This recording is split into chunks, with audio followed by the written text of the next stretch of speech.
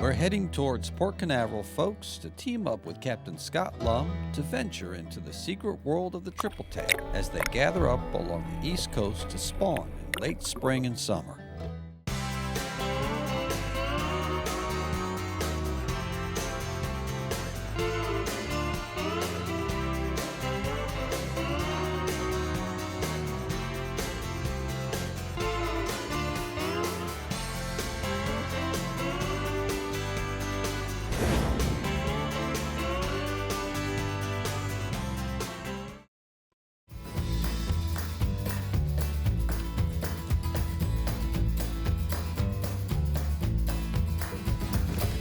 On a mild day in late April, Captain Lum and I set out to target the prehistoric panfish of the sea, better known as tripletail to most.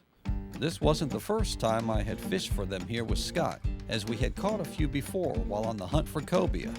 But this time, we were specifically targeting these unique fish. Scott, it's a little choppy today. Yeah, it's a little bit sporty out here today. The weatherman was a little bit wrong. Said 5 to 10 knot winds, 2 to 3 foot seas. How does that affect the tripletail? You know, I actually prefer it a little bit choppy as opposed to being flat calm. I mean, same holds true inshore, I think. You know, when it's flat slick, the fish can be a little more spooky. When have you ever fished inshore? I guided for about 6 years out of a flats boat. Yeah, for redfish, snook, and tarpon, and trout. You left that world behind. I used to bring my little flats boat out here, the Action Craft 1620 fly fisher.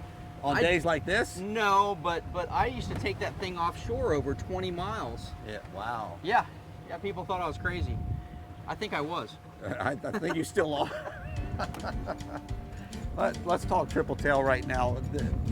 I haven't been out here in quite a while with you. Last time it was the spring, and spring's the prime time, isn't it, for tripletail fishing? How's it been this year? It started off pretty good. The beginning of April, we started seeing good numbers of fish, and it's been pretty strong since then now. How long will it last? It should be through June, and sometime in July they usually bug out. Have they been bigger this year, or just more plentiful? No, everything seems to be about the same. You know, last year was a real banner year, and these fish, I'm still trying to figure them out. You know, I mean, I know a lot about them. After all this time? Yeah. All right, well, let's try and head through this deadliest catch water and see if we can get some. We got to get done, Scott, because you got a date tonight. Oh, yeah, that's right.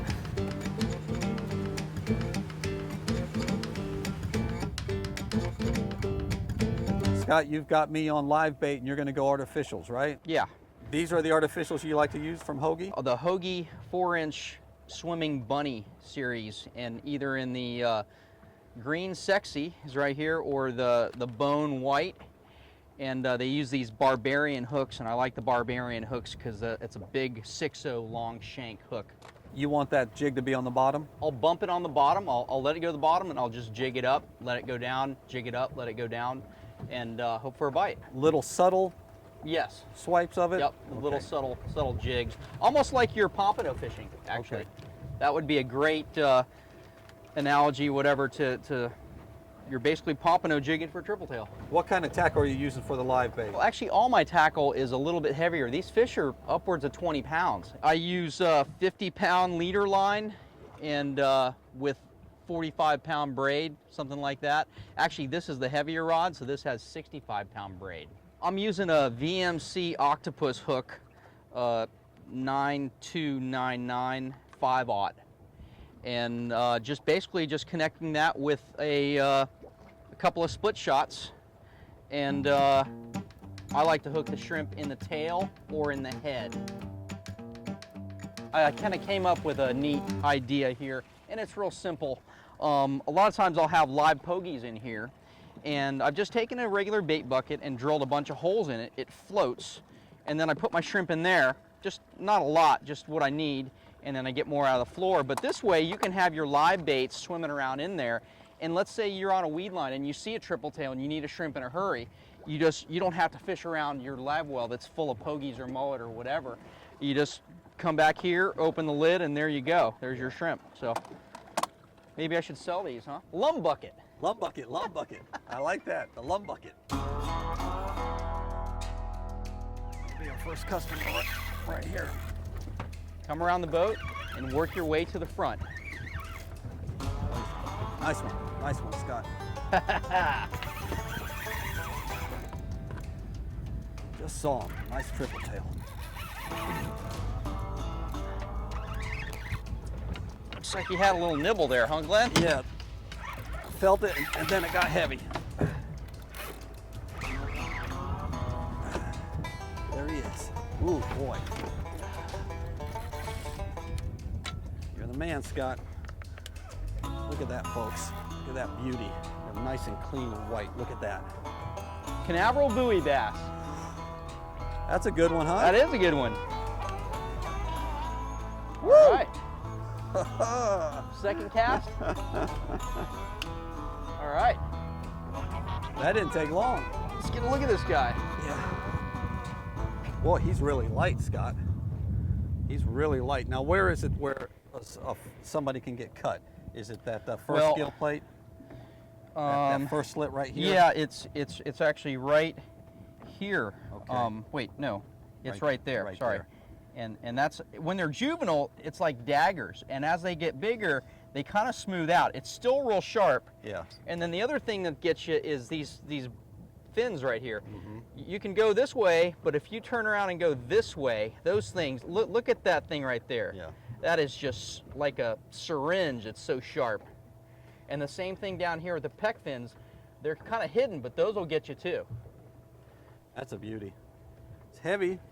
What do you think, about 10 pounds? Yeah, 10 pounds probably. It's a good one. It's a good start. Okay. Let's measure. I want to ease into you. I don't want to get you a 20-pounder right off the bat, because I saw what that one did to you. Oh, shut up. I'm going to get out of your way.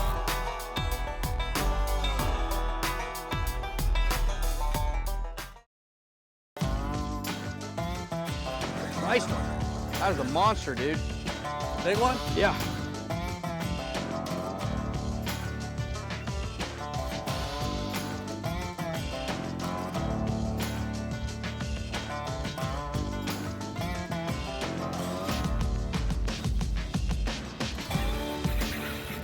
I'm gonna get out of your way.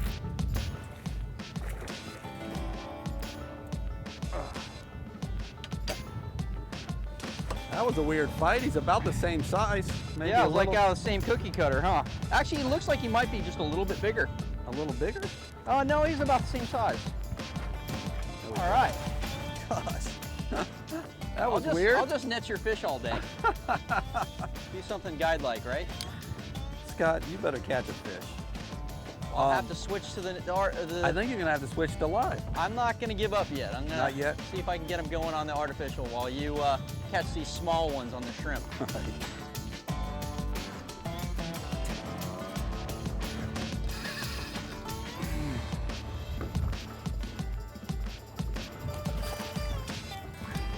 Well, the first one on the jig. Yeah, I just switched to the color white, or actually this is called bone. This is called bunny in the bone color. Uh-huh. Sometimes I'll add a strip of natural bait on there, and this is actually dolphin belly.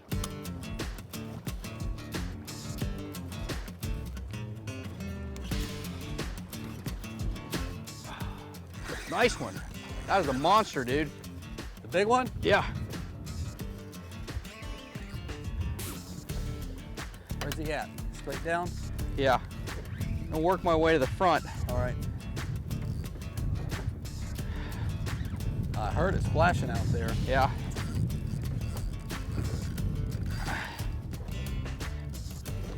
Boy, on a lighter rod, that's quite a fight, Scott.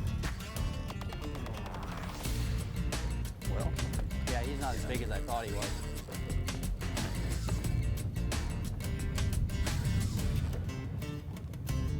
we had a lull there for a little bit, Scott. Well, you know, I just stuck with what I know here, and even though my hand was getting tired from jigging, You like jigging more than live baiting? when they're hitting it like that, you know, they're hitting it, because it's neat to feel that slam, you know, it's Yeah. usually on the drop back. Oh, not yet. The other thing is fishing with you, you know, I've got to measure up to the show before, right? Well, what was it before? I don't remember how we big. had hammered the flounder, and that was like, Oh yeah, that I was. don't know. You were saying, well, if we get 17 triple tail, that'd be, you know, I don't know if that'll happen today, but I put the pressure on you, I know. Well, this is number 4, I believe.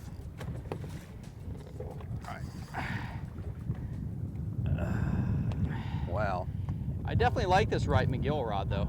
It's when you're jigging, remember, straight up. Yep. Wow.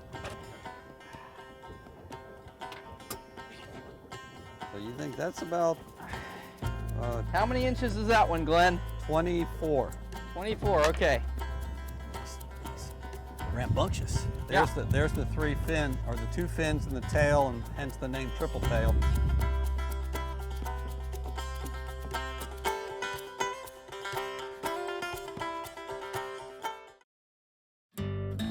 He's up top, coming right there.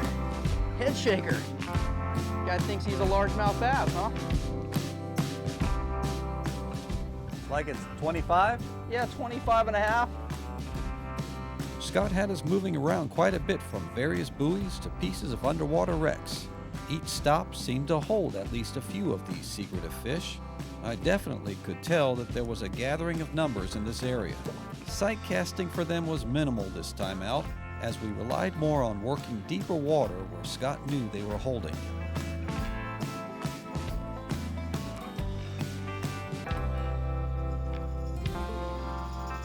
He's up top, coming right there.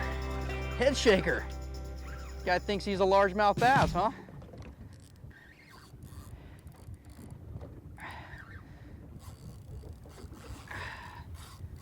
Beauty. Some places they call these fish blackfish. You ever heard that? I think I've seen the nickname for it as blackfish, yeah.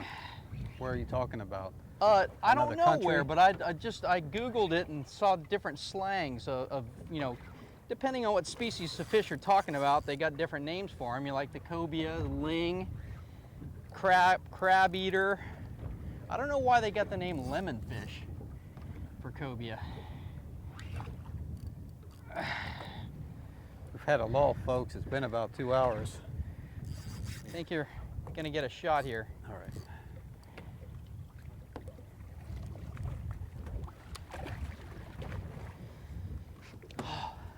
There we go. About the size of this morning, huh? Patience pays. Down, now pull back. There you go. That guy's got fairly no blemishes. Oh, that's pretty clean fish. They've got these receptors right here. I see those holes. That's where they sense scent. I forget, somebody told me what that thing is. There's some kind of indentation right there. I'm not sure what that is, but there you go. Canaveral buoy bass. All right, ready? Yeah. Yeah, this is a small one. That's a decent fish though. Shrimp finally came through. We're on the bite again. Yeah. Sounds like it, feels like it. You know what? That's what you got to do as a guide. You know, if you're not getting bites, you got to move. You got to try plan B, plan C, plan D. That's what a good guide does. You're not staying in one spot aggressive. not catching fish. Yep. Monster. I don't know if I went the right way. Probably didn't. Almost, you almost have it. Wrong way. Thought I was feeling your jigging, and then, You were. yeah. That should do it. That is a beast. I was showing you how the gill rakers on the fish, when they get larger, they kind of smooth out. When they're juvenile, they have this really sharp dagger-like knives that they're super sharp. And what that is, it's a defense posture. Like, the only time that anything can really prey on these fish is when they're small enough that they can swallow them whole. Yeah.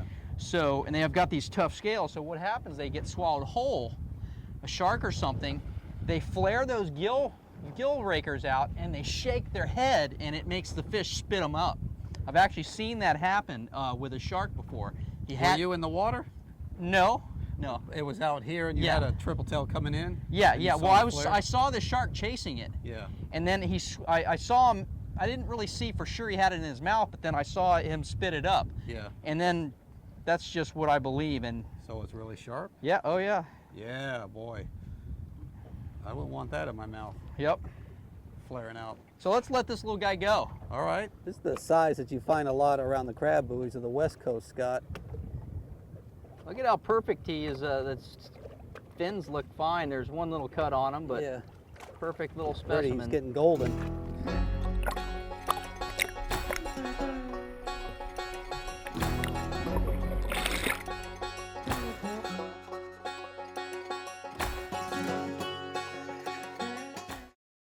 Paul Macon leads off this week's email bucket with a gator trout he caught working the edge of a residential canal. Ivan Cruz is next with his personal best Spanish mackerel. We move along to a cobia caught off Dunedin Causeway by Tyler Hegseth. We end out this week with a 9-pound bass caught by Julio Valdez.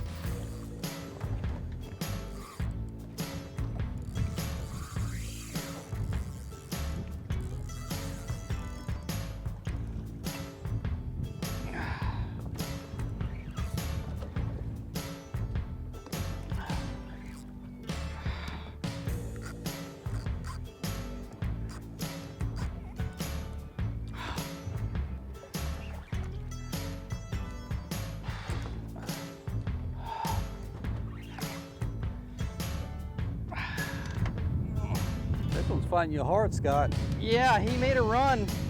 Might be bigger than I thought he was.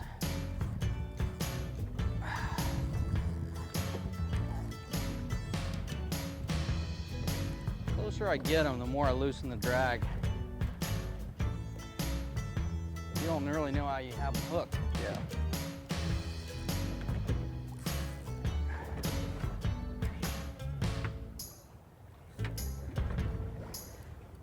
Net? It's a good fish. All right. Woo! That one's got some shoulders to him. Yeah, he just looks fat. He's, You know, he's heavier. He is. He's probably a high teen fish. 15 pounds, you think? Yeah, it seems like, you know, I've caught him over 20, and sometimes those guys just are lazy or something. I don't know, but the ones like 15, 16 pound range fight really hard. Don't stop. Oh, that's good.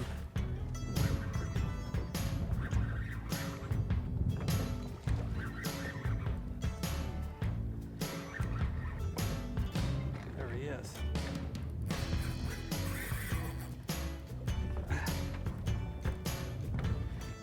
Another nice one. Yeah, look at that. On the jig. Yeah, finally, one on the jig. Mission fishing, lower one.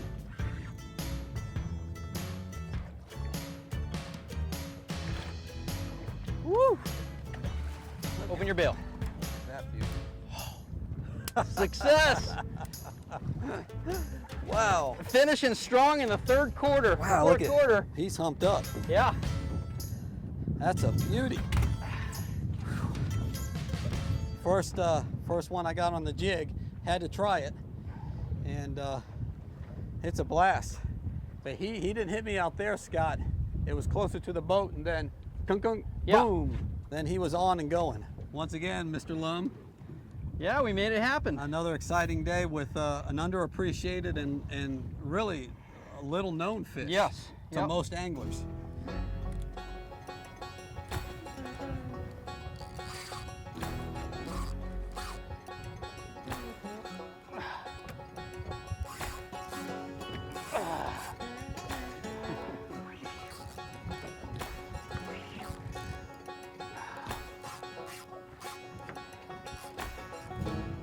Right here.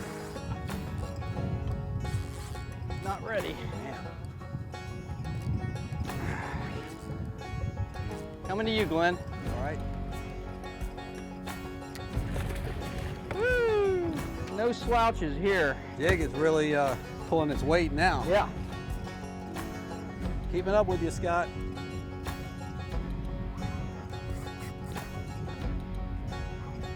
Oh, that's a good fish. He just realized he was hooked. That's right. He was just meandering out there. Look at that.